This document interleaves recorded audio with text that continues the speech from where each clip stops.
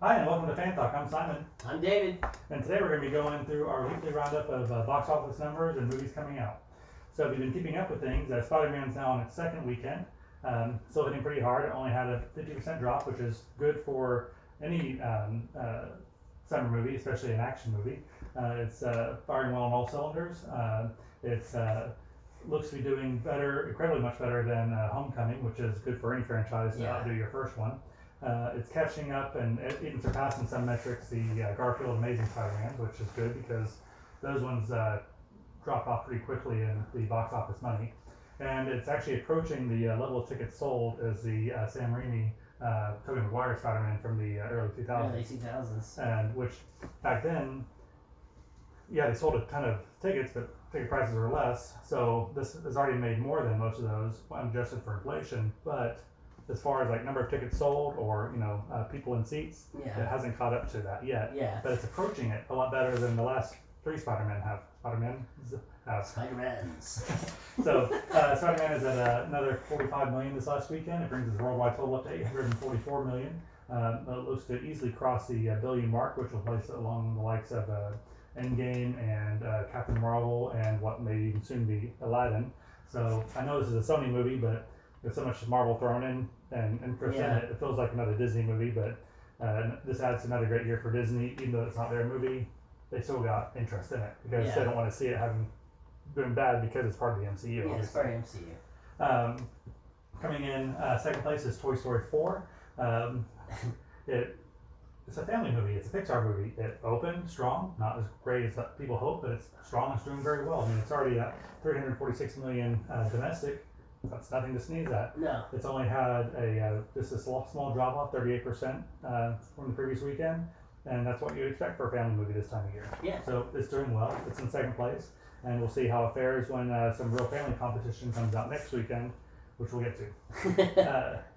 Coming in third place is a movie that is not like Toy Story. No, and I'm invested a little bit in this one because I'm really excited about how well it did, and just the whole story behind the film, as far as like there wasn't a whole lot put into pushing this movie or getting it out there, but Crawl, it just came out as third this week. Yeah, 12 million. I mean, for a horror movie in the middle of summer with all this other competition, without really any major marketing push.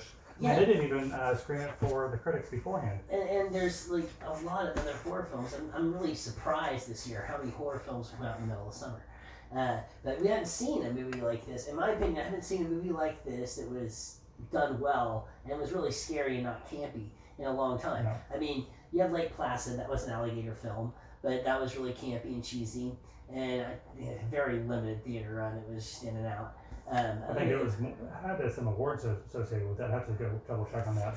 But then other than that, like the shark movies, we had a couple that were decent, and but I'd say in the last 10 to 15 years, the non-fantasy horror flicks, like the actual like real life creatures, like monster flicks, have been the over-the-top cheesy, like Piranha or Sharks. That was good. It was a bit of the fantasy level, but I'm like thinking like just more like actual animals that are really around.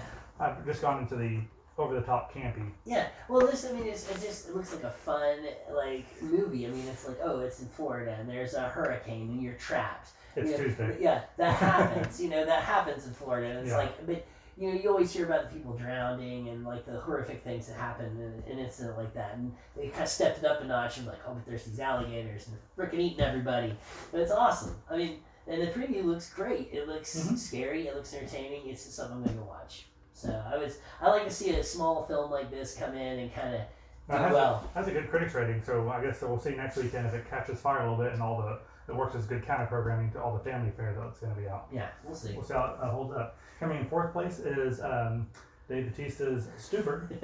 I love Dave Bautista. So this actually is not hitting well on the cylinders as far as critics go, but it looks to be great. I mean, it's a good blend of action and comedy, and unfortunately it's not hitting hard because I really was hoping more for it. It's the kind of movie I like to go and watch. I like these kinds of films. I think they're funny. It kind of goes back, it dates me a little bit because the action movies from my childhood, there was action and there was drama to it, but there was also a lot of comedy. Tango and Cash. Yeah. The Predator, man. Arnold Schwarzenegger throws the knife, the guy, speak loud. You know, it's like, I mean, that's great. And like, Batista, I mean, I'm seeing him in more and more stuff. Of course, we love Drax. He's probably one of my favorite characters in. I can't see you, dude. Where are you? Yeah, Guardians of the Galaxy. He's great. And now this, and he's also got another like comedy coming out where he's a CIA agent. But I hope this movie does well. I mean, it's not taking off like it should, but I mean, I'm gonna enjoy watching it, and I think that if you like those kinds of films, you're gonna like this movie. Made $8 million its opening weekend. It has yet to go full release international. It's a budget of $16 million, so the saving grace is a low budget. It can actually still turn a profit if it cranks out a couple more weekends and opens a little bit better internationally. It should be okay, but it's not going to be a franchise starter. Yeah. Coming in fifth is yesterday, the Beatles theme movie with from the Slumdog Millionaire people. It's only a 33% drop. It's just chugging along, making some money. It seems like it's drawing in the older crowds. I mean, somebody in my family said, hey, you should take everyone to go see it. The kids would love the Beatles, and we're all like, not yet. As much as that pains me because it's such a great film. I love the soundtrack to it. It's good. I think it might turn up a little bit in the award season. We'll see, but it's making a little bit of money. It's definitely earned a profit on it. And out of the top 20 movies, top 20, not just the top 5 or 10 that we usually look at, of the top 20 movies that are in wide release, it is the only movie to add screens week to week. Yeah. So that's usually every single week movies make a little bit less because they gotta make room for all the new ones coming in. So for theaters to add 141 screens, not much, but it's still an addition which you almost never see. Yeah. Nationwide, that's saying something. Yeah, and it's like I think he said it best. It's really attracting that older crowd. I'd say 40s and above, who are going out and watching this film maybe a couple times. You know, going out on date nights and enjoying it. And once again, if you're a Beatles fan, this is a movie for you. Are you waiting for the Elvis version to come out? Oh no. Okay. The Metallica version. Metallica version, maybe the Pearl Jam version, Nirvana version. There we go. Yeah. Dropping out of fifth place for the first time in 2 months is Aladdin, the movie that the critics and the internet started turning on right before it came out. It stayed in the top 5 for 2 whole months during this summer. Yeah. And it is turning out numbers that are placing it along the upper echelons of the Disney live action series. I mean, it definitely surprised some people on how well it's done and the legs that it's had. It's just continued to stay in the top 5. 17% drop. Top 5. Yeah, and it's out of the top 5 finally with a 17% drop. Yeah. This movie is. They got jiggy with it with Will Smith. You know, yeah, that's just some of these other people are wishing they wouldn't have dropped Will Smith from their script. Yeah.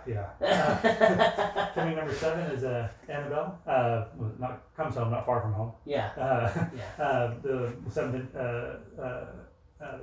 part of the Conjuring series. Doing actually not too bad for a horror movie. I mean, a 40% drop for a horror movie in the summer. Yeah, and again, like I said, I think this has been a big summer for horror films because you've had, you know, Annabelle, Crawl, Child's Play. What we're about to talk about next is Midsummer. I mean, like there's a lot of scary films which are normally held back for the fall and rolling into, you know, October and that time of year. I just feel like it's been a strong summer for horror films because they've actually, every single one of them has done reasonably decent, at least opening week, which some of those really surprised me. One thing about the horror movies is their budgets are compared to definitely a lot lower than action movies. Yeah. And so you can crank them out at a cheaper rate and it doesn't take as much to break even on it. Like even Annabelle made 174 million worldwide and over 60 million domestically. It's going to turn. There's no problem about it turning a profit. It's going to be okay. Midsummer, it's only made 18 million. It's yet to go worldwide release. But on a budget of less than 10 million, there's already not any worries. No. I mean, it will make some money in, especially in Europe where it's made and some other countries like that.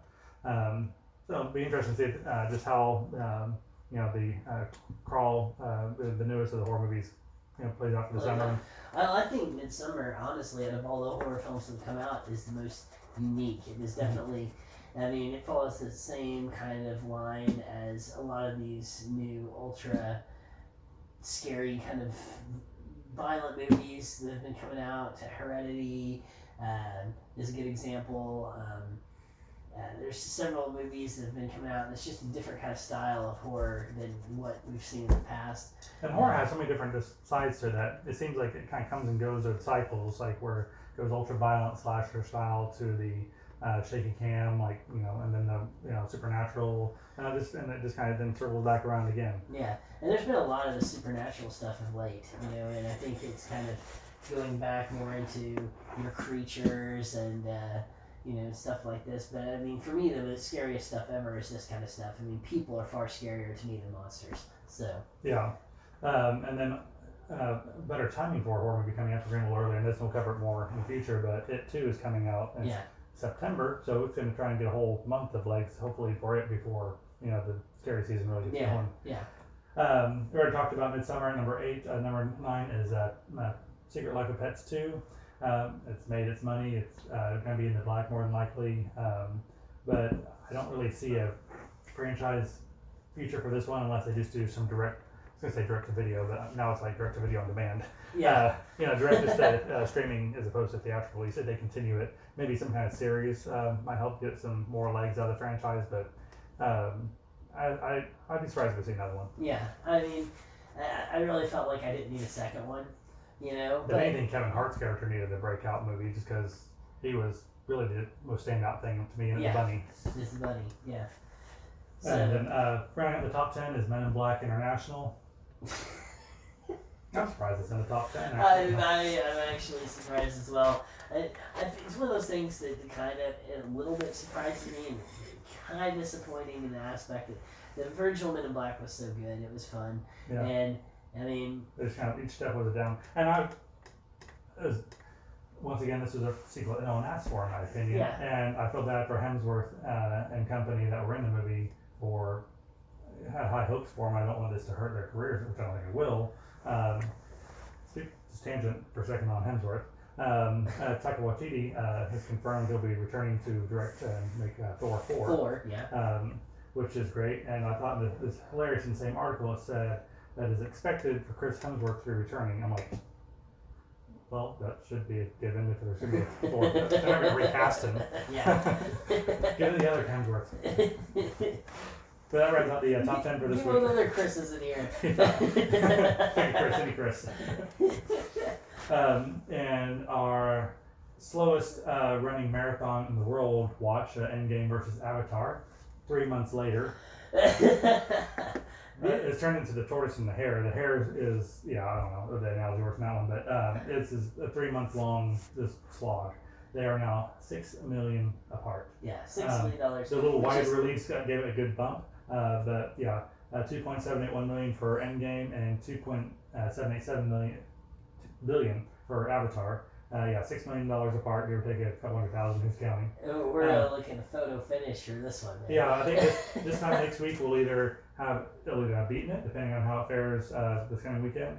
It will be right next to it and not to pass it and expected to pass it, or it drops to me theaters and it won't. Yeah. I mean, regardless, these two movies are going to be potentially be hundreds of thousands of dollars away from each other at the final. Yeah, which it makes me super happy because, I mean, don't get me wrong, I liked Avatar, I enjoyed it when it came out, but it's kind of like when some of these movies, like when Titanic was number one, it's like, how is Titanic, like the 14-year-old girls. Yeah, it's like, how did that movie become the greatest movie? And nothing against the actors, and Titanic is a great movie, I watched it, but I just, you're like, this beat out Star Wars, it beat out, all these other films, and then Avatar is a great film, but compared to other things that have come out, it's like it reached that spot because at that time it was just mind-blowing. You'd never see anything like it. Nowadays, that's not the case. I mean, everything has that kind of... Yeah. Well, regardless, at the end of the day, Disney wins. Yeah. Owns both of them. Yeah. And if Avatar gets beaten out by 600,000 or 2 million or whatever by Endgame, that'll be the end of the story. Until about 2 months before Avatar 2 comes out, they'll re-release it, so then they can advertise themselves as the sequel to the biggest movie of all time. Yeah. Because right now they don't advertise it as the sequel to the second biggest movie of all time. Right, exactly. So, but I mean, regardless, I mean, Endgame and Avatar are both like just powerhouses as far as movies go. Well, it's just amazing. The number one and number two spots are $2.7 billion, separated by 6 million. third place is like 2.1 billion, like Yeah. a whole 600 million behind it. Behind it, Meanwhile, these two are just like right there. yeah. It's amazing how close that is. Yeah. I mean, I'm surprised that Kevin Feige just doesn't rent out a couple Warren theaters just to call it a day. It's not like they couldn't afford to. Yeah, no With all the money they made off this month. That's it for the last weekend. The only release coming up this coming weekend is a little, is it a documentary from Discovery Channel It's about small little Disney film. I don't think it's gonna Lion something? Yeah, it's not gonna be that big probably. Okay. Lion King, the new animated Lion King. Yeah, the new animated, no live action. It's live action. The photorealistic Lion King. Yeah, there you go. It's already made 54 million in China because they opened up the weekend before. Yeah. So it's already on the top 5 worldwide charts. It hasn't even opened up domestically or the rest of the world yet. Yeah. So it's tracking puts it at between 140 and 180 million opening weekend, which tracking, it's not designed to actually track box office numbers, it's designed to track marketing. So it's not a fair assumption. That's when all these expectations of movies bombing or not come into play when they're like, oh, it didn't match tracking. Well, that's not what it's for. But regardless, it's tracking to be in the mid $100 million range, which would put it in the likes of above Jungle Book, which is 103 million. And hopefully for Lion King, it'll approach Beauty and the Beast, which is 174 million. Right now, the July record for opening weekend is Harry Potter and the Deathly Hallows 2 at 169 million opening weekend. So if it beats 170 million, it's got the world record for July opening, and if it gets a few dollars beyond that, it will have better than Beauty and the Beast, which is one of the top earners on the Disney live action train. And on the live action train in total, I mean, if I had to take a guess, a prediction, David's prediction for Lion King, is this going to beat out all of them, even Aladdin? And Aladdin, you know, Aladdin was only $91 million opening weekend. It opened soft, but it just chugged along. Well, I'm talking over the long term. I think it's going to make more money than any of them. Yeah. I think that, you know, I'm going off of Aladdin. Aladdin was a great film, and It's approaching $1 billion worldwide. The music and everything was great, and it was a great animated film. It did really well when it came out, and now the live action has done extremely well. But Lion King is just such a huge following. It's got, you know, Broadway plays. It's got all these things going for it. Major stars coming into it. Major stars in it.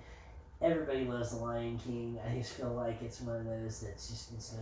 They got James Earl Jones back. I mean, like you said, it's the only thing coming out this weekend, and there's a good reason for that. And nobody wants to compete with it. Yeah.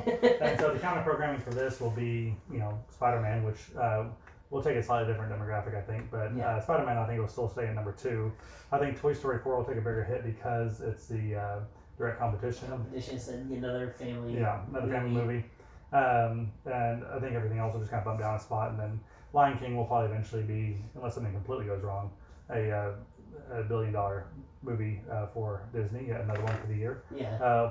We'll see if it gets close to Beauty and the Beast totals, which are a little over $1 billion, and won't know that though for a couple more weeks. But that is all that's coming out for the next week. There's no midweek releases for the next week or so, so we'll be looking towards Once Upon a Time in Hollywood the following weekend. We can pick that up next week when we go over the weekly roundup. Till then, thanks for watching, and remember to like and subscribe. Thanks for watching, guys.